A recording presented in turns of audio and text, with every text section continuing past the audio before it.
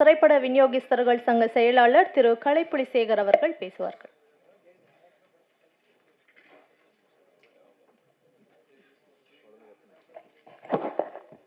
என் நாடி நரம்புகளில் பின்னி பிணைந்திருக்கிற இரத்த நாளங்களில் குதித்து ஓடிக்கொண்டு இருக்கின்ற குருதி அணுக்களில் குடியிருக்கும் என் தாயே தமிழரின் திருவடி வணக்கம். நான் விரும்புகின்ற நேசிக்கின்ற சில தலைவர்களில் முக்கியமானவர் தான் திருமாவளவன். அவரை ஏன் நேசிக்கின்றேன், ஏன் விரும்புகிறேனுக்கு பல காரணங்கள் இருக்கின்றது. அவர் பேசுகின்ற பேச்சு அனைத்தும் ஆவணம் இல்லாமல் எந்த தரவுகளையும் அவர் கூற மாட்டார். ஒவ்வொன்றிலும் தரவுகள் இருக்கும். அதே போல மொழி காப்பதில் இனங்காப்பதில் முன்னிற்கின்றார். இதெல்லாம் எல்லாருக்கும் வருவதில்லை. ஒரு சிலருக்கு வரும். அந்த சில தலைவர்களில் ஒரு தலைவர் தான் மதிப்புக்குரிய விடுதலை சிறுத்தைகள் இயக்கத்தின் தலைவர் திரு திருமாவளவன் அவர்கள். இங்கே நான் என்னமோ நினச்சி பேச நினச்சேன். நான் தலைமை தாங்கியிருக்கிறேன். இது பூரா எல்லாரையும் நான் வரவேற்று பேசணும். ஆனால் இப்போ அதுக்குரிய நேரம் இல்லை. ஏன்னா அண்ணனுக்கு பணிகள் ஜாஸ்தி இருக்குது. ஒன்று மட்டும் ஏன் அவரை நேசிக்கிற ஒரு முக்கியமான ஒரு ஈடுபாடு எனக்கு உண்டு. ஏன்னா அவர் இவ்வளவுலாம் பேசுகிறார். எனக்கு ஒன்று தான் அவர் மேலே ரொம்ப ஆரம்பத்தில் ரொம்ப பிடிச்சது என்னென்னா, ஒரு கூட்டம் கூட்டினாருங்க.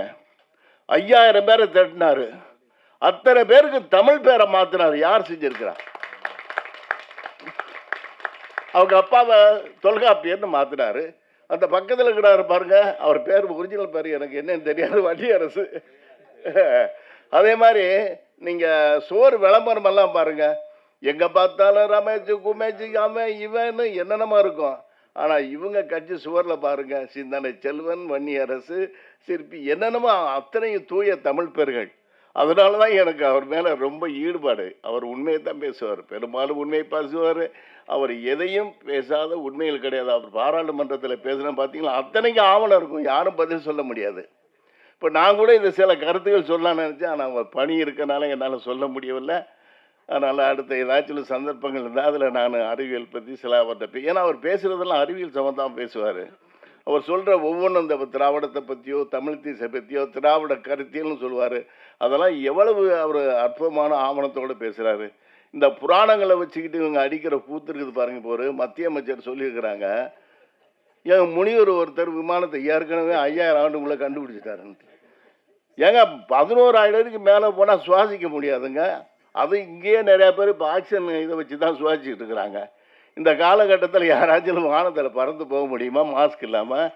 இல்லை அதுக்கான தரவுகள் ஆவணங்கள் எங்கேயா இருக்குதா? சரி, இதை விடுங்க, அவருக்கு பணி நிறையா இருக்குது.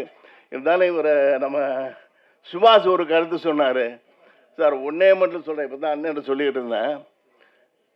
சங்கங்கள் கட்டுப்பாடும் கடமை உணர்வும் இருக்கணும். தலைவர்களை பொறுத்தா அதில் இருக்க உறுப்பினர்களை பொறுத்தா இந்த திரையுல சங்கங்கள்லாம் இவர் நிறையா விஷயங்களை செதறி அடிக்கணும்னாரு. அவர் முகிலனை யாரை சொன்னாங்க. ஆனால் சங்கங்கள்லாம் செதறி கிடக்குது. ஒரு சங்கம் 2 சங்கம் இல்லைங்க, ஒவ்வொரு சங்கத்தையும் உடைச்சிட்டாங்க. இப்படி இருக்கும்போது எங்கே ஒற்றுமை வருது சொல்லுங்கள்? நம்ம என்ன செய்கிறது? அநியாயம் நடக்குது. கமலக்கண்ணன் சொன்ன மாதிரி எல்லாம் நடக்கத்தான் செய்யுது. யார் காப்பாற்றுறது? அரசியல்வாதி நீங்கள் திருந்திடுவாங்க நம்மளால. இப்போ எனக்கு தெரிஞ்சு ஒவ்வொரு நடிகருக்கும் நடிகைக்கும் கூட வர அவர் உதவியாளர்கள் சம்பளம் ஒரு கால்ஷீட்டுக்கு 60,000 ரூபா ஆகுது. இதை கொடுக்காதீங்கன்னா இந்த ஆளும் கேட்டுருவாங்களா? சம்பளத்தை குறைச்சி கொடுத்துருவாங்களா? இங்கே 100 கோடினா அடுத்த இல்லைன்னா 125 கோடி கொடுக்குறேன், நீங்கள் கொடுங்க, நான் அதை பிளாக்கில் கொடுத்துருந்தேன்பாங்க.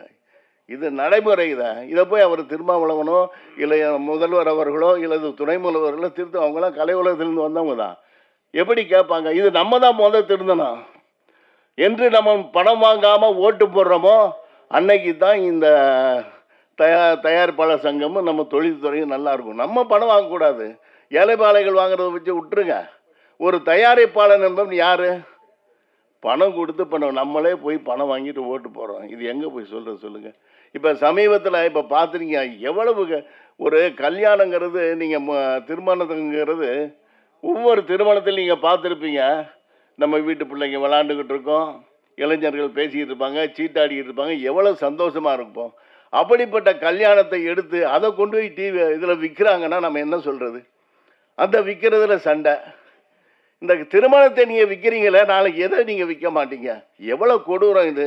நம்ம எதை நோக்கி நம்ம போய்கிட்டு இருக்கிறோம்? இதெல்லாம் நம்ம திருந்திட்டு நம்ம தலைவர்கிட்ட போய் சொல்லி, ஐயா எங்களுக்கு இப்படியெல்லாம் நடக்குது, நாங்கள் ஒரே குரலாக எழுப்பி சொல்கிறோம், எங்களுக்கு நீங்கள் திருத்தி கொடுங்கன்னா அவங்க கண்டிப்பாக செய்வாங்க.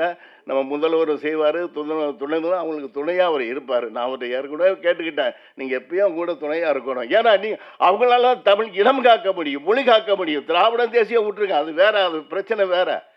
அது எல்லாரும் உட்காந்து பேச வேண்டியது. சும்மா குழப்பிக்கிட்டு இருக்கிறாங்க. எல்லாரும் ஒன்று தாங்க. தெலுங்காரங்களை வெட்டி விட்டுற முடியுமா? ஏன் தெலுங்காரன் நம்ம தமிழ்லேருந்து பிறந்தவங்க தெலுங்கு எல்லாம் பேசுங்கன்னு பாருங்கள். தெலுங்கை பிரித்து பாருங்கள். சமஸ்கிருதமும் தமிழும் தான் இருக்கும். நீங்கள் மலையாளி பேசுகிற பாரு, அவன் தான் தூய செந்தமிழ் பேசுகிறான், நம்ம கொடுந்தமிழ் பேசியிருக்கிறோம். நம்ம தண்ணிங்கிறான், அவன் வெள்ளங்கிறான். நம்ம சொல்லுங்கிறான், அவன் பறையன்னு சொல்கிறான். எல்லாம் செந்தமிழ். இவங்களாம் விளக்க முடியாதுங்க. ஒன்னோட ஒன்றை கலந்துட்டான். இது யதார்த்தம். கலப்பு தான் மாற்றம். 1379 கோடி ஆண்டுகளுக்கு முன் இந்த எண்மண்ணைக்கு பிரபஞ்சம் பிறந்து அதில் கலந்து தான் கெமிக்கல் உருவாச்சு. நம்ம தண்ணி ஹைட்ரஜன் ஆக்சிஜன் கலந்து தான் தண்ணி. கலப்புலாட்டி ஒன்றும் இல்லை, அதை மாற்றம். அதனால் இதெல்லாம் ஒரு விரிவான இது இங்கே சொல்கிறதுக்கு இல்லை அண்ணா. அதனால் இந்த விழாவிற்கு நான் இந்த படத்தை பற்றி சொல்ல மறந்துட்டேன். இந்த தம்பி நம்ம சங்கத்தில் தான் மெம்பராக இருக்கிறாரு. ஆனால் ஒரு அற்புதமான ஒரு சின்ன பட்ஜெட்டில் ஒரு அழகான ஒழிப்பு இது நான் ரசித்து பார்த்தேன். ஏன்னா நாங்கள்லாம் நிறையா படம், நானும் படம் எடுத்துக்கிட்டு இருக்கிறேன் சின்ன பட்ஜெட்டில். ஏன்னா எனக்கு ஓரளவு அளவுகோல் இருக்குல்ல, இதெல்லாம் என்னென்ன கேமரா யூஸ் பண்ணியிருக்காங்க எல்லாம் எனக்கு தெரியும். ஆனால் உண்மையில் அழகான ஒளிப்பதிவு எல்லாமே மியூசிக் நல்லா பண்ணியிருக்கிறாங்க.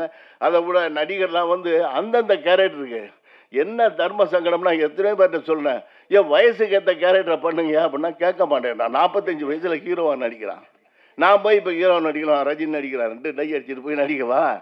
நானே ஜமீன் கோட்டைன்ற படத்தில் ஹீரோ நடிச்சு பெரிய வெற்றி அந்த படம். ஆனால் நான் அந்த பொண்ணை தொடக்கூட மாட்டேன். ஏன்னா எனக்கு அப்போ வயசு 44. ஏன்னா 44 போய் இப்போ நம்ம டான்ஸ் ஆடுறது, பொண்ணை போய் தொடர்றதுன்ட்டு தொடவே இல்லை ஹீரோயினியை. ஒரே ஒரு இடத்துல நான் தாலி கட்டுவேன், அவ்வளோதான். அதுக்கேற்ற அந்த படம் பெரிய வெற்றி அடைச்சு. எந்த இடம், எந்த கேரக்டர், யாரை செய்து எதை செய்யுதுன்னு சொல்லி யோசிச்சு எடுத்தால் நமக்கு வெற்றி அடையும். அது மாதிரி இந்த படத்தில் இது காதல் படம், காதல் மலர்கின்ற படம். நல்ல ஆளுங்களை போட்டுக்கிறாங்க. ஹீரோவும் நல்லா இருக்கிறாரு, ஹீரோயின் நல்லா இருக்கிறாங்க, எல்லாம் நல்லா இருக்கிறாங்க, எல்லாம் நல்லா இருக்குது.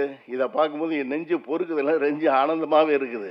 ஏன்னா அதனால் தம்பி அசோசியேஷன் வந்தார், டிஸ்ட்ரிபியூட் அசோசியேஷன் வந்தார், முரளியும் வந்தார். இவருக்கெல்லாம் ரொம்ப சப்போர்ட்டாக இருக்கிற முரளியும் வந்தார். பேசலாங்க, தம்பி இந்த சூழ்நிலை இப்படி இருக்குது, இதனால் இதை பார்த்து பண்ணுங்க சொல்லி அவங்களுக்கு நான் அட்வைஸ் பண்ணிக்கிறேன்.